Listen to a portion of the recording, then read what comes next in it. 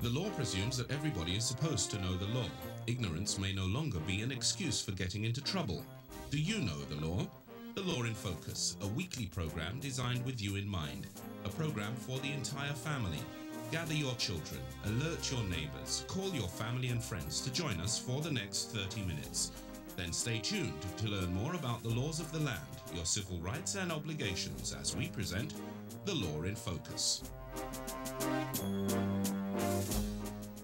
The Law in Focus deals with topics on legal issues of general interest. Your host for the evening is Dr. Nilda Arduin, a former educator and attorney at law since 1988. She holds a Masters of Law degree from the University of the Netherlands Antilles and became the first Antillean female jurist to hold a Doctor of Law degree when she defended her thesis on international timeshare in 1993 at the Free University in Amsterdam, the Netherlands. She's presently the General Manager of Bureau Focus, a consulting bureau and law office, and the co-founder of Foundation Focus. Dr. Arduin advises governments, private and corporate citizens, both at home and abroad. Here is Dr. Arduin. Hi, thank you for tuning in with us today. Having matters worked out on paper without the citizens understanding the Constitution and other basic laws that will govern the new country St. Martin is to me equal to having a menu before us without having a clue of how the dishes taste.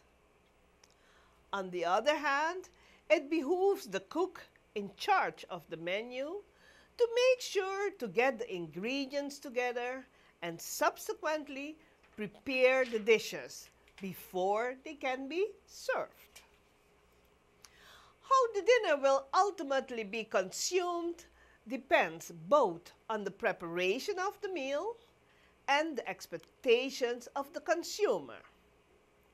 Reason why the chef cook in a first-class restaurant makes sure that the waiters are beforehand explaining each dish on the menu to the customers. And finally, he will leave the kitchen to interact with the guests to verify how they experience the meal presented to them. We continue discussing the preparations for Country St. Martin in the hope that when the new status is presented on our plates, we, you and I, are ready to partake with confidence of the menu presented to us. Our position at Law in Focus is trying to serve you as we see the menu for Country St. Martin develop. Stay tuned. I'm your host, attorney Dr. Nilda Arduin. We'll be right back with you.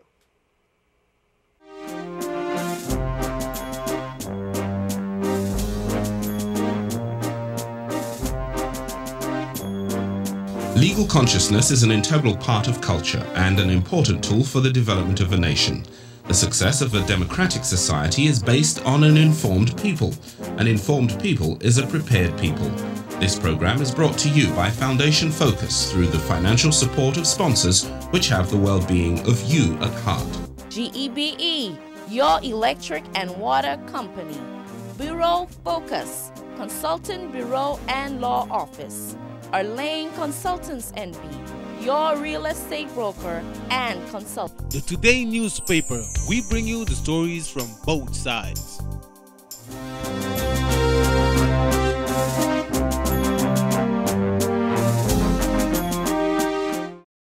Thank you for staying tuned with us as we continue our very interesting conversation with attorney Reynold Groeneveldt as we are discussing electoral laws now and in the future for Country St. Martin. Mr. Groeneveldt, thanks again for giving your time to explain our viewers and listeners something more about electoral laws now and in Country St. Martin. It's my pleasure to do so. We know that you all in the various committees, especially the legal committee, that has to deal with all these new laws, organic laws, and all those laws that you have your task cut out for you. That is correct. But I know it's your passion. Mr. Groeneveldt, in our last program, we ended on the note on when a parliamentarian or an island council member can be removed, to call it like that, relieved of his duties as an elected official. There you have introduced the word incompatibility. But for our viewers that did not tune in last week, what are the requirements when one can be relieved of their elected position? Well, the incompatibilities are certain other functions that before you are elected, or when you are elected, you would have to make a choice whether you're going to give up that particular position or you're going to give up your elected position. It can also happen that you are sitting as a parliament member and you got a new appointment, or you get connected with certain other instances, or something happens in the parliament that some other parliamentarian dies, and a brother or a cousin, a close cousin, those kind of situations can lead to one having to give up their seat. But some of the other functions that you are not allowed to have or keep while you are a parliamentarian, for instance, is you may not be a member of parliament and be the governor at the same time. Those two are not acceptable. You may not. I'm looking here at the position for minister plenipotentiary, but these they are similar, but these are those for the parliament members. You may not also be a member of the advisory council. Okay. You may also not be have the function as the ombudsman, or you may not. That these are the incompatibilities for the future country St. For Martin. the future, yeah. Okay.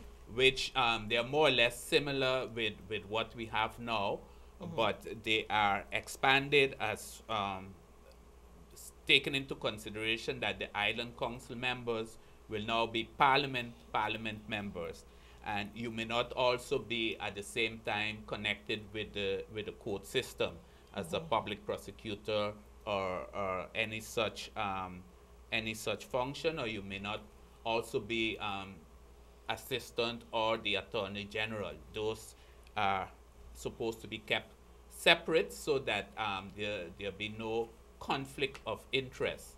And this way we guarantee that parliament members can function to their fullest capability as a member of parliament and would not be distracted with any side functions. Okay, so the incompatibilities are when we're listening to the various functions you mentioned, and also to keep the system of separation of powers. Of powers, exactly, yeah.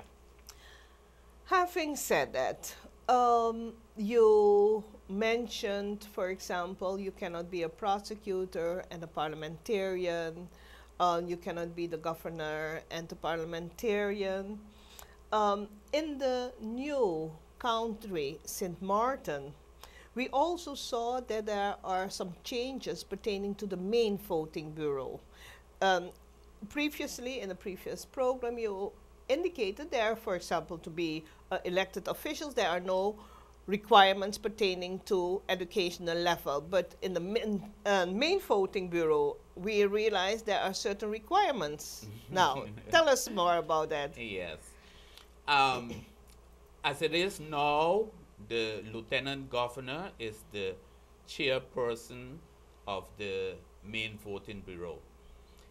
As we said, in the new structure in Country St. Martin, the lieutenant governor will no longer exist. There will be a governor, and the governor will be a ceremonial person, mainly representing the Queen, and also have certain supervisory functions with regard to the government and the laws that are going to be promulgated.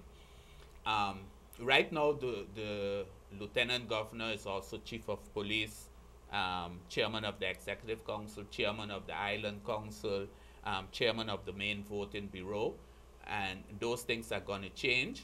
In the new country structure, the Minister of General Affairs will be the one who is in charge of the main voting bureau and the electoral system.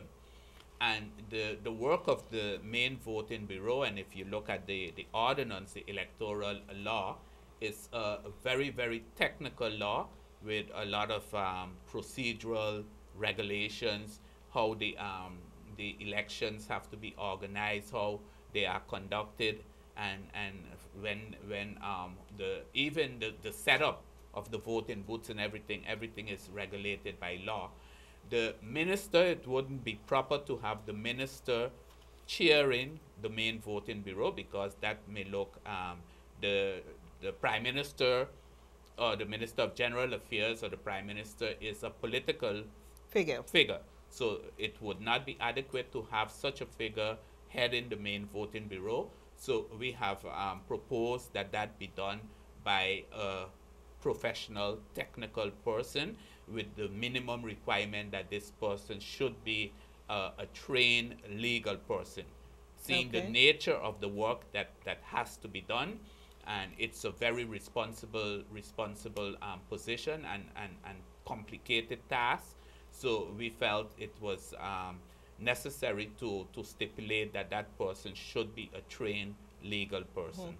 So in fact, professionalizing certain positions. Yes, because in addition to that also, one of the tasks of the main voting bureau would be to look at the political parties and scrutinize their functioning and their status and their finances and that type of thing. So you need a neutral, independent person who can take charge of that. You have mentioned political parties. In the new electoral system, we understood, you know, in preparing the program, I of course reviewed these laws myself. I see a difference again, where we see that the Parliament of St. Martin will be now recognizing parties. Yep, that's correct. Can you explain for our viewers and listeners, in fact, the difference? Yeah. Well, right now, the political parties, as far as I know, are not legal entities. So it's just a group of people taking part in the elections. At least it's not a requirement by law. It's not a requirement by law that you are a legal entity. When you become a legal entity, that legal entity could be held responsible and accountable. Also, there is a proposed draft law regulating the financial aspects of a party. So a party has to conform to certain financial norms, and with regards to making known their donations and those type of things. And this is all done to promote democracy, that any party that is taking part in the election have certain guidelines, certain norms to follow, so that you have more, or you can have more better participation, and you don't have a group that you don't know where they're getting money from, but they are taking part in the elections and can elect members to your government, and then you don't really know where the finances are coming from. On that note, again, we're going to have to take a short break because we're going over time of our first segment. However, after a short intermission, we'll continue on this issue of recognizing parties, which is very important, accountability. Yeah. After the break. For information on family matters, contact Women's Desk in the Front Street, the Court of Guardianship in the Vineyard Building, Safe Haven, or the Office of Social Affairs. For information on various legal topics, they can be had at the Law Clinic at the Government Administration Building, free of charge on Saturdays from 9 a.m. to 12 noon, and at the various law offices on the island. Information can be had from the tax attorneys for financial and tax matters. At the Department of Labor and Social Affairs on the Nisbet Road, you can apply for free legal assistance. As we are winding down to the last segment with our guest, attorney Reynold Groeneveldt, we will go right into the last issue you were discussing, Mr. Groeneveldt, that in the country St. Martin, political parties will be recognized as a legal entity, contrary to what it is now. Yeah. You were explaining, in fact, accountability is very important. Who is responsible? You were talking about donations. Why this is important, we saw on the French side that we had a situation that accountability counts. If you can continue on that note. Yeah. Yeah, so the party, to be able to be part of the elections, you'll have to register as a party. There's a law that would stipulate what requirements you have to meet. One of the things is that you have to be a legal entity and be registered by the Chamber of Commerce. That would mean you have to publish your annual reports and all that.